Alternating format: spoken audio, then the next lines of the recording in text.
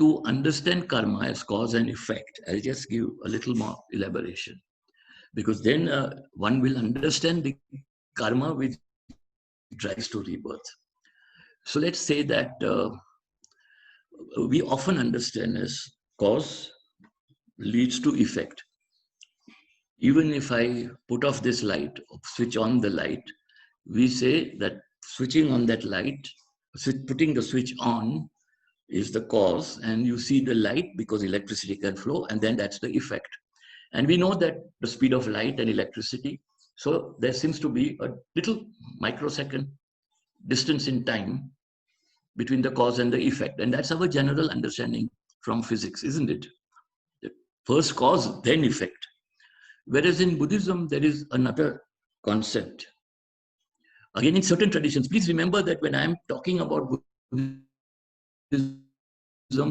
sometimes I may be taking a couple of things from different traditions, and not all of them agree with everything. But what I'm speaking comes from the general common aspects of Buddhism from different traditions. So there is a concept of the simultaneity of cause and effect. Now let's try and understand this. Cause and effect are simultaneous. Now how will that happen? Let's say that I say, or say, John says something very insulting to Walter. He abuses Walter. Walter loses his temper and gives John a slap. Now, from the ordinary person's point of view, you say, how do you understand this spiritually? Cause and effect. He abused, he slapped. Whether it's a good thing or bad thing is a different issue. That's a moral issue. But this is the cause and this is the effect. Buddhism says, no, not exactly like that. You see, when we want to understand karma, we have to decide, are we going to understand it from John's point of view, his karma, or Walter's point of view, his karma? Let's take it now from Walter's point of view. So John slaps Walter. John abuses Walter. Now, Walter has a free will and a choice. He could say, he can just abuse and walk away in return. He could just remain silent and turn away and walk away. He could say, I'm sorry, John, that's how you feel. I don't feel the same way. We'll talk about this later, and walks away. Or he slaps, which is what he did in this case. Now, of course, Walter has complete free will. But Walter also has certain tendencies. If he has a tendency to be a violent person, then the immediate response often will be to slap or say something abusive. And if he is a Gandhian follower of ahimsa, practicing for many years this non-violence, even in his social activism, he will most likely not return a slap or an abuse. Now, whatever he decides to do is for him, he's laying a cause now. We are saying how he reacts is the effect of John's abuse. But actually what he will now do, whether he will raise his hand and hit John, whether he will abuse or say, no problems, brother, I'm walking away, he is making a cause in his life. And that cause has an effect, not on John, not on the environment, in the depths of his life. And that effect, which is in his life, which is implanting in the depths of his mind, is simultaneous to the cause he is laying. So the moment he decides to slap and follows it up with the action of slapping, simultaneously to that cause in his life, he has planted one more seed of violence. Now, if this seed of violence adds to the seeds of violence, which have come from previous lifetimes, you see, he's carrying a reservoir within the part of the mind where these karmic imprints are stored. He's creating a reservoir. He's creating a collection of different types of seeds. Some are violent, some are non-violent. So that effect is simultaneous. And that effect is more important for Walter. It doesn't touch John. John is not even aware of it. So we are looking at everything from Walter's point of view. Now, what happens to this seed of violence that he has planted just now by slapping? Next time, when the environment again presents him with a similar situation, which may be with a taxi driver, with a policeman, with anybody else, that seed fructifies and he will again react with that tendency, though he has a free will. He has a free will. Nobody is denying free will. But we also go by a certain tendencies that we ourselves develop. So this is the thing about conditioned all-pervasive suffering. The actions which you do to solve the first two sufferings. Here his suffering was John's behavior. He suffered because he was hurt. He was insulted. But the action he takes causes usually more suffering if you are conditioned that way. And if you have been conditioned differently, you probably, and had he done the non-violent thing, had he said, okay, brother, I have no problem with you, you may have problem with me, and goes away without escalating the situation, he would have sowed also simultaneously a seed of peace, a seed of whatever, which will be positive for him. You said that the simultaneity of karma impacts oneself, so how I respond. But I was just wondering, if I do not respond with violence or Walter doesn't hit back, uh, will not that also simultaneously sow a seed of peace? I said that already. I said if he acts non-violent, it will plant a seed of non-violence. So his general tendency, if he keeps repeating this approach, his attitude, will be that he will have a tendency not to be aggressive and not to be violent. He will have a tendency to. Correct, but not only in himself, but he might sow simultaneously a seed of peace in his aggressor. Right. So that's the concept of interconnectedness.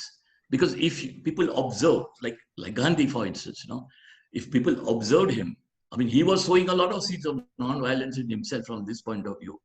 But with his outward behavior, he was influencing others. And certainly say, for instance, he influenced Martin Luther King. And Martin Luther King used a lot of his tactics in the black movement in America. So of course you will influence. And again, that is a question of connectedness also.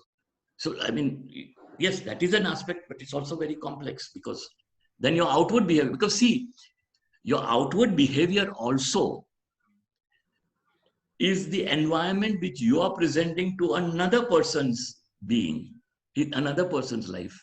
So that person then has the opportunity of emulating you or ridiculing you or following the opposite way or the same way. You're right, of course it is. Before you move on to reincarnation, I just had a quick thought about the point you were making earlier about the seeds. Just if I could ask, so in the case that Walter refuses to be violent, and he basically says, you know what, I'm not going to react violently, I'm going to just say something compassionate and walk away. But yeah. I mean, you also have this, in psychotherapy and all, you have like that is a repressed emotion, right? Then you are repressing what immediately would have been like an angry response. You repress that, and then they say that if you go on repressing such feelings, then ultimately they cause you mental agony or anguish, or then you have a outburst or a nervous breakdown, because you aren't able to express or, let's say, vent out in that particular situation. So do you have any what's on that?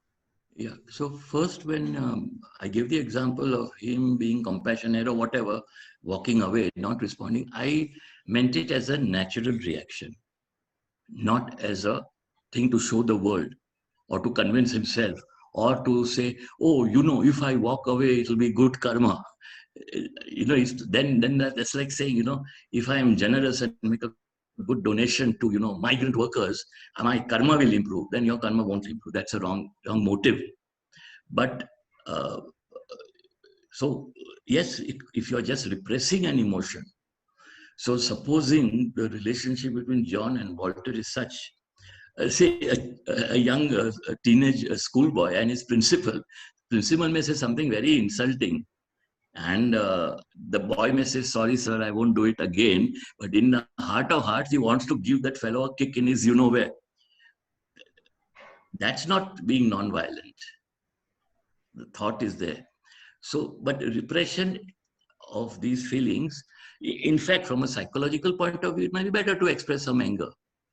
And last time, you were not there last time. So last time we took the example of a mother who whacks her child, who is a 3-year-old, who is trying to play with the gas stove. And the child doesn't listen. Finally, you whack the child so that he remembers the pain of that and will not go near the gas. Now, the mother raises her hand from the energy that comes from anger, but not out of hatred. It's not because she hates the child, it's because she loves the child that she hits him. So all these things can be very complicated, but it cannot be for showing to the world that I am non-violent. That will not work. Or as a political stratagem, that may work the opposite actually. No, but if someone is trying to also change their behavior, right? So you may start out as That's, having a so condition that thinking. then no, correct. So then the intention is to change the behavior. No, that's not a Yeah. bad. That's a good intention. In fact, you see,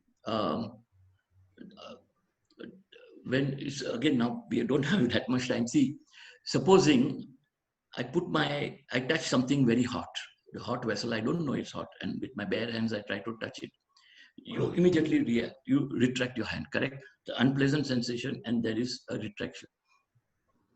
So after that, you take some action. Now, what they say is, so let's take Walter's case, that example. So John has insulted Walter. The unpleasant feeling that Walter gets, let's say, takes n microseconds. Hmm? Now Walter has to do something. Hmm? And say he slaps him. Let's take the original. He slaps him. Between the rising of that unpleasant sensation and the action, the time interval, according to Buddhist sutras and scholars, is 64 times n. The gap between sensation and feeling, that unpleasantness, and between that unpleasant feeling and action, the time gap is 64 times more. So that is where this aspect of I have to change my behavior. No, I won't do this. So it's very, very complicated. I mean, I could perhaps suggest some reading material. But this thing, that I would rather, what Anil said, I would rather look at some actual practical reasons within this life and around us to explain, things which we dump on karma and therefore rebirth.